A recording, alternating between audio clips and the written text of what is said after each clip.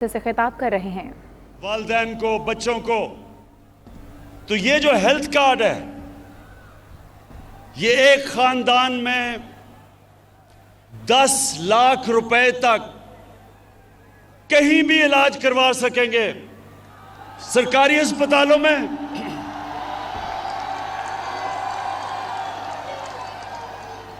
या किसी भी प्राइवेट हॉस्पिटल में। ये पहली दफा पाकिस्तान की 73 साला तारीख में एक आम आदमी को एतमाद होगा कि अगर घर में बीमारी होती और पैसे नहीं, हमारे पास हेल्थ इंश्योरेंस होगी। मैं आपको ये बता चलूं हाफिजाबाद के लोगों कि दुनिया में अमीर तरीन मुल्कों में भी इस तरह की हेल्थ इंश्योरेंस नहीं होती जो आज पाकिस्तान में हमने फैसला किया कि केपी और पंजाब में हम लेके आए।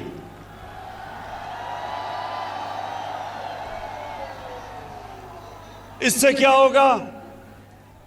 इससे होगा क्या? इससे यह होगा कि हाफिजाबाद जैसे इलाकों में प्राइवेट हॉस्पिटल बनेंगे। और प्राइवेट हॉस्पिटल इसलिए बनेंगे कि हेल्थ कार्ड की वजह से हर कोई इलाज करवा सकेगा। अभी सिर्फ देहातों में सिर्फ सरकारी अस्पताल हैं क्योंकि लोगों के पास पैसा नहीं। बड़े शहरों में प्राइवेट हॉस्पिटल है। इंशाअल्लाह अस्पतालों का सारे पाकिस्तान में, अभी तो खैर पंजाब में और पख्तूनख्वा में एक अस्पतालों का जाल पिच जाएगा ये हेल्थ कार्ड की वजह से। दूसरी चीज जो चीफ मिनिस्टर पंजाब ने बात की, जो उस्मान बुज़दार ने बात की कि पनाहगाह, हमने पाकिस्तान में पहली दफा शहरों के अंदर पनाहगाह बनाई। किसके लिए? मजदूर आता है काम करने के लिए, पनाहगाह में वो ठहरता है, उसके पैसे बच जाते हैं, किराया बच जाता है, खाना मिलता है, खाने के पैसे बचते हैं और वो सारा पैसा अपने बीवी बच्चों को भेजता है। ये पहली दफा पाकिस्तान के अंदर पनाहगाह बनी है और मुझे खुशी ये है कि ये हमारा जो सफर है पाकिस्तान को फलाई रियासत बनाने का, वो शुरू हो चुका है। हम इंशाअल्लाह जो अगला काम करने जा रहे हैं, जो नया पाकिस्तान हाउसिंग का मतलब क्या कि आज तक अगर आपके पास पैसा है तो आप घर बना सकते हैं, अगर पैसा नहीं है तो किराए के घर में ठहरना पड़ता था। अब नए पाकिस्तान हाउसिंग का जो हमारा स्कीम है, और 2 साल हमें लगे, एक अदालतों में केस था फोरक्लोजर लॉ का, वो जीतने में। अब ये होगा कि बैंकों से 5% सूद के ऊपर हम पैसे लेंगे और वो एक 5 मरले के घर कोई भी बना सकता है 5% सूद पे, और लंबी किस्तें, यानी कि जो आप किराए के ऊपर जो आप किराया देते हैं वो आप किस्तें देंगे और घर आपका अपना हो जाएगा, अपने घर पे छत हो जाएगी। ये 73 साला तारीख में इंशाल्लाह पहली दफा, बड़े लोगों ने रोटी कपड़ा और मकान की बात की, ये पहली दफा इंशाल्लाह लोगों को मकान मिलेगा। उसके बाद नौजवानों, एक तालीम का निसाब, ये भी 73 साल में पहली दफा हमारी हुकूमत कर रही है कि सारे पाकिस्तान में एक निसाब हो। ये ना हो कि उर्दू मीडियम, इंग्लिश मीडियम, दीनी मदरसे, एक निसाब हो ताकि गरीब घरों से भी बच्चे ऊपर आ सकें, डॉक्टर बन सकें, इंजीनियर बन सकें। जब 2013 में तहरीक इंसाफ की हुकूमत आई पख्तूनख्वा में, तो 3 साल तक हम सुनते रहे कि जी किधर है नया पख्तूनख्वा। 3 साल हमें सुनना पड़ा कि किधर है नया पख्तूनख्वा। जब इलेक्शन हुआ और पख्तूनख्वा की एक तारीख है कि वो एक जमात को दूसरी दफ़ा बारी नहीं देते, लेकिन तहरीक इंसाफ जब इलेक्शन हुआ तो पहले से ज़्यादा वोट मिली, 2/3 अक्सरियत मिली पख्तूनख्वा में 2018 में। क्यों मिली? इसलिए कि हमारे दौर में गुर्बत पख्तूनख्वा में 27% से गिर के 18% पे आ गई। 9% गुर्बत कम हुई उस सूबे में जिधर वॉर ऑन टेरर, वो जंग की वजह से तबाही थी। वो सूबा जिधर सरमायाकार बिजनेसमैन छोड़ छोड़ के इस्लामाबाद आ रहे थे, जिधर पैसे वाले लोग सूबे से बाहर जा रहे थे, फैक्ट्रियां बंद हो रही थी, उस सूबे में 9% गुर्बत कम हुई 27% से 18% पे। इसलिए लोगों ने वोट दी। और इंशाअल्लाह यही इंशाअल्लाह मेरा ख्वाब है पाकिस्तान के लिए कि हम अपने मुल्क में गुर्बत कम करें, सारी पॉलिसी बनाएं निचले तबके को ऊपर लाने के लिए। जिस तरह का हेल्थ कार्ड है, जिस तरह का तालीमी निज़ाम है, जिस तरह का अस्पतालों का निज़ाम है, जैसे जैसे नीचे से लोग ऊपर आएंगे और जैसे जैसे पाकिस्तान एक फलाई रियासत बनेगी, इंशाअल्लाह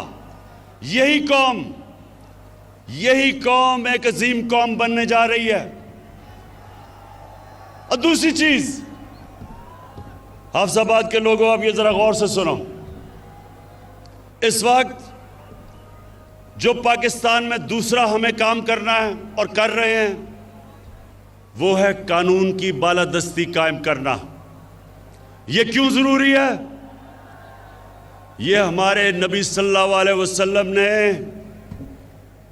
मदीना की रियासत जब बनाई तो उन्होंने कहा कि बड़ी कौमें तबाह हुई तुम्हारे से पहले, जिधर एक कानून अमीर के लिए और दूसरा गरीब के लिए था। ये गौर से सुने, जिधर ताकतवर के लिए एक कानून और कमजोर के लिए दूसरा, उस कौम में कानून की बालादस्ती नहीं आती। जब भी एक कौम आगे बढ़ती है तो कानून की बालादस्ती आती है। कानून के सामने सब एक बराबर। इस वक्त हमारे मुल्क में ये जो सर्कस लगाई हुई है, ये जो सर्कस लगी हुई है, ये वो लोग हैं 30 साल से इन्होंने इस मुल्क को लूटा। ये अमीर तरीन हो गए और कौम को कर्जों में डुबा दिया। इनके लिए एक और कानून था, आम चोर जो भैंस चोरी करता था या जो मोटरसाइकिल चोरी करता था, उसके लिए एक और कानून था।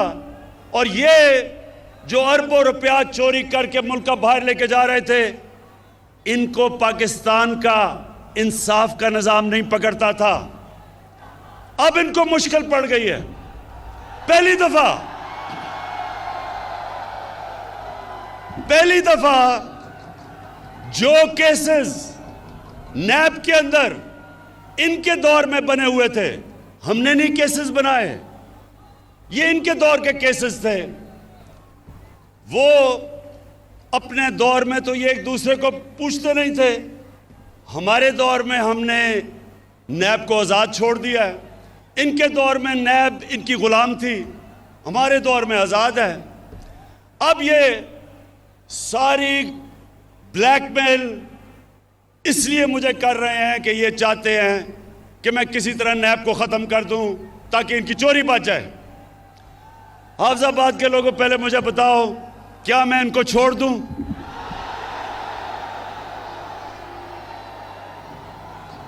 कहीं आपको इनके ऊपर तरस तो नहीं आ रहा?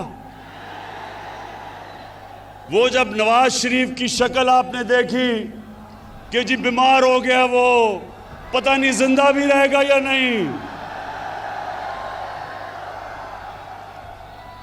बड़े लोगों ने मुझे कहा, इमरान खान ये तुम क्या कर रहे हो, बेचारा मर ही ना जाए। पता नहीं जहाज पे भी चढ़ेगा या नहीं। हमारी कैबिनेट में भी एक दो ख्वातीन, उनके भी आंखों में आंसू आ गए इसकी शक्ल देख के। जैसे ही लंदन गया, लंदन की ऐसी हवा लगी कि सारी बीमारियां खत्म हो गई। तो ये जो सब इकट्ठे हैं, मैं इन सारों को आज पैगाम देना चाहता हूं कि देखें, आज तक आपका उन लोगों से मुकाबला था, या वो उनको अपनी कुर्सी की ख्वाहिश थी, या वो आप ही की तरह करप्ट थे। आज आप सबका मुकाबला इमरान खान से है। एक वो इंसान जिसको अल्लाह ने मुकाबला करना सिखाया है। मैं आज आप सबको कह रहा हूं कि आप जो मर्जी कर लें, जितने मर्जी जलसे करने हैं कर लो, लेकिन जब तक आप इस मुल्क का लूटा हुआ पैसा वापस नहीं करेंगे, आपको नहीं छोड़ूंगा।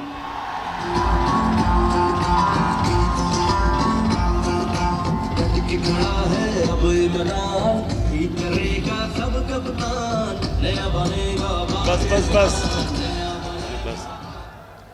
अच्छा, इन्होंने पहले पूरी कोशिश की कि माशियत के ऊपर कहा जी माशियत खराब हो गई, इसको निकाल दो। फिर कहे जी महंगाई हो गई। इनके पिछले 10 साल में देखें कितनी दफा महंगाई आज से बहुत ज्यादा थी।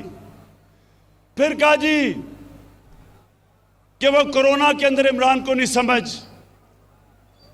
कि वो जिस तरह नरेंद्र मोदी ने बंद किया था अपना मुल्क, इमरान खान को भी करना चाहिए। अल्लाह अल हक है, अल्लाह का शुक्र अदा करता हूं, उसने हमने कोरोना से भी बचा दिया। फिर इन्होंने एक फैटफ, एक ऐसी चीज है जिसमें पाकिस्तान को इनकी वजह से ग्रे लिस्ट में डाला हुआ है। अगर पाकिस्तान ब्लैक लिस्ट हो जाता है तो हमारे ऊपर सैंक्शंस लग जाती हैं, हमारी माशियत बैठ जाती है। तो इन्होंने सोचा कि अब तो इसको ब्लैकमेल कर लेंगे कि पहले नैब को ख़त्म करो और फिर हमें फैटफ साइन करेंगे। इन्होंने मुझे नैब में 38 शिकें नैब की, उसमें से कहा 34 शिकों को इस तरह कर दो कि नैब ही ख़त्म हो जाए ताकि इनकी चोरी बच जाए। जब मैं नहीं माना तो इन्होंने क्या किया कि इन्होंने अदलियों पे भी हमला किया। 3 चीफ जस्टिस बैठे हुए थे जिनके खिलाफ इन्होंने बातें शुरू कर दी कि जी नवाज शरीफ ने कहा फैसला ही गलत था। 3 चीफ जस्टिस थे, अदलियों का भी अटैक किया और फिर पाकिस्तान के आर्मी चीफ और ISI चीफ को अटैक किया। आर्मी चीफ और ISI चीफ को अटैक करने का मतलब फौज को अटैक करना। यहां मेहदी भट्टी बैठे हैं, इनका बेटा बलूचिस्तान में शहीद हुआ। इस तरह के कितने हमारे फौजी शहीद हुए हैं हमें हमारी हिफाजत करते हुए। लेकिन वो आदमी बाहर लंदन में बैठ के यहां हमारी फौज के खिलाफ साजिश कैसे कि जब अब कहते हैं कि मैं आर्मी का चीफ और जो ISI का चीफ है उसको फौज बदल दे, तो क्या फौज कोई एक जमहूरी इदारा है? क्या उन्होंने नो कॉन्फिडेंस मोशन पास करना है? वो ये कह रहा है कि फौज के अंदर बगावत की जाए, वो ये कह रहा है कि फौज कू करे, यानी कि हमारी फौज तबाह हो। अपनी चोरी बचाने के लिए नवाज शरीफ तुम इधर तक पहुंच गए हो कि हिंदुस्तान की जुबान बोल रहे हो अपनी फौज के खिलाफ।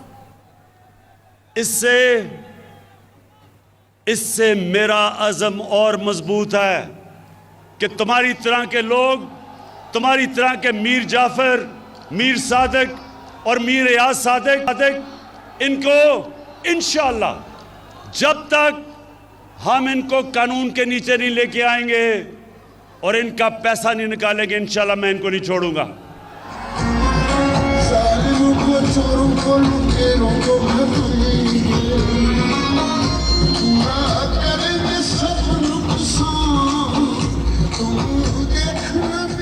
अच्छा, और ये जब सर्कस इनकी लगती है उसमें हर किस्म के लोग होते हैं।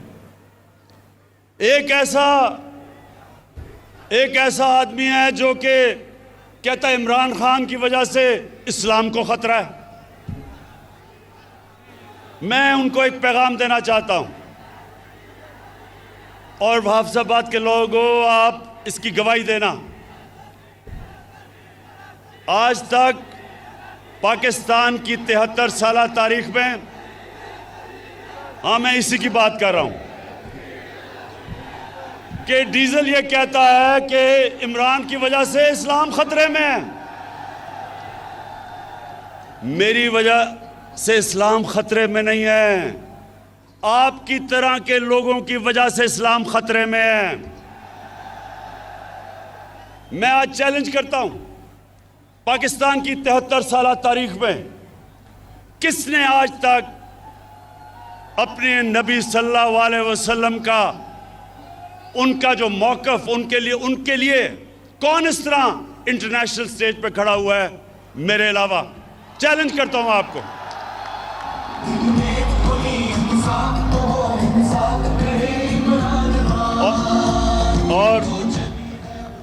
और ये मैं आपको बता दूं, ये किसी वोट के लिए मैंने नहीं किया, ये मेरा ईमान का हिस्सा है। हमारे नबी सल्लल्लाहु अलैहि वसल्लम हमारे दिलों में बसते हैं। आखिर में ये सारे जो सर्कस लगाई हुई है, ये कहते हैं कि इलेक्शन में धांधली हुई, ये सारे कहते हैं कि इलेक्शन में धांधली हुई। मैं इनसे सबसे पहले सवाल पूछता हूं कि अगर इलेक्शन में धांधली हुई तो मैंने तो आपको कहा था कि जिधर भी धांधली हुई हम तैयार हैं इलेक्शन खोलने के लिए, क्यों नहीं आ पाए? मैं आपको बताता हूं क्यों नहीं आए। 2013 में 137 पिटिशंस थी जिन्होंने कहा कि इलेक्शन में धांधली हुई नेशनल असेंबली में।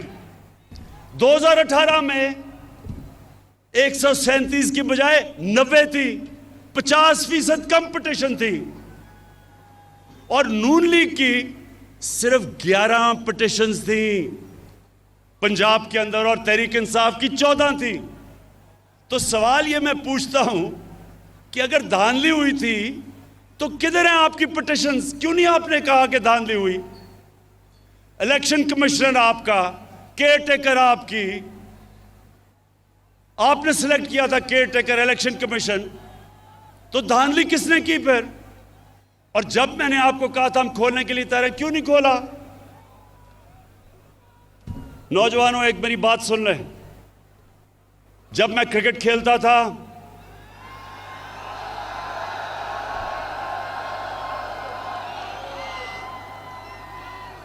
तो मेरे दौर में अपने अपने अंपायर होते थे। जो मुल्क होता था जिधर आप क्रिकेट खेलने जाते थे उनके अपने अंपायर थे। तो ज्यादातर जब टीमें हारती थी दूसरे मुल्क में तो वो कहती थी अंपायरों ने हमें मैच हरा दिया। तो मैं वो क्रिकेट की तारीख का 150 साल तारीख में वो पहला कप्तान था जिसने कहा कि न्यूट्रल अंपायर आने चाहिए, यानी कि अपने अंपायर नहीं होने चाहिए, दूसरे मुल्क से अंपायर मंगवाओ ताकि वो न्यूट्रल हो। और आप अगर दुनिया की क्रिकेट की तारीख उठा के देखें तो पहला कप्तान था जिसने अपने मुल्क में दुनिया की सबसे ताकतवर टीम वेस्ट इंडीज के साथ न्यूट्रल अंपायर मंगा के मैच खेला। और फिर दूसरी टीम जो मंगवाई न्यूट्रल अंपायर से, हिंदुस्तान से जब हमारा मैच होता था ना पाकिस्तान उधर जीतता था क्योंकि जब टीम हारने लगती थी उनके अंपायर आ जाते थे, ना हिंदुस्तान यहां जीतता था और कई दफ़ा हमारे अंपायर भी हमारी मदद करते थे। तो मैं पहला कप्तान था जिसने हिंदुस्तान में जाके हिंदुस्तान के अंपायरों के होते हुए हराया हिंदुस्तान को। और फिर बस और फिर जब हिंदुस्तान पाकिस्तान आई तो हमने न्यूट्रल अंपायर से उनके साथ मैच खेला, और हमारी वजह से आज दुनिया की क्रिकेट में न्यूट्रल अंपायर हैं। जो हारता है वो हार मान जाता है, वो कहता है क्योंकि अंपायर अब न्यूट्रल है। आज मैं आपके सामने वादा करता हूं अपनी कौम से, ये मेरी हुकूमत है जो पहली दफा पाकिस्तान में एक ऐसे इलेक्शन करवाएगी कि जो हारेगा वो भी मानेगा कि इलेक्शन साफ और शफाफ हुआ है। इसके लिए हम कई चीजें कर रहे हैं। हम इलेक्ट्रॉनिक वोटिंग कर रहे हैं। हम एक इलेक्ट्रॉनिक वोटिंग यानी टेक्नोलॉजी का फायदा उठाएंगे। हम इसके ऊपर पूरा काम कर रहे हैं।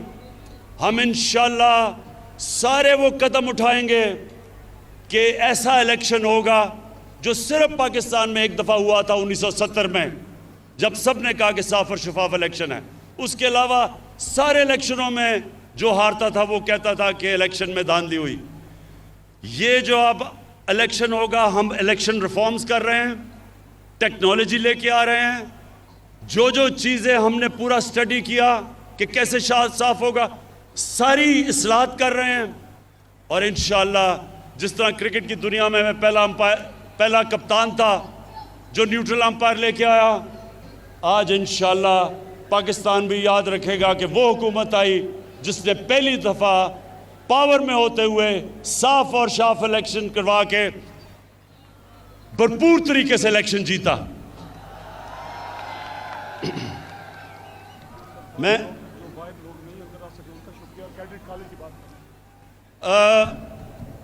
शौकत ने मुझे कहा है कि अभी लोग बहुत बाहर खड़े हैं जो अंदर नहीं आ सके, उनको भी मैं उनका शुक्रिया अदा करता हूँ, खुशामदीद कहता हूँ उनको।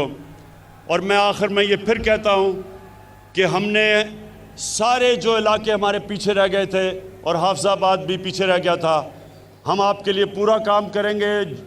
आपके लिए यूनिवर्सिटी, आपके लिए DHQ बड़ा 400 बेड का हॉस्पिटल, और इंशाल्लाह ये जो कैडेट कॉलेज चाह रहे हैं, इंशाल्लाह एक कैडेट कॉलेज के ऊपर भी हम काम शुरू करेंगे। बहुत बहुत शुक्रिया।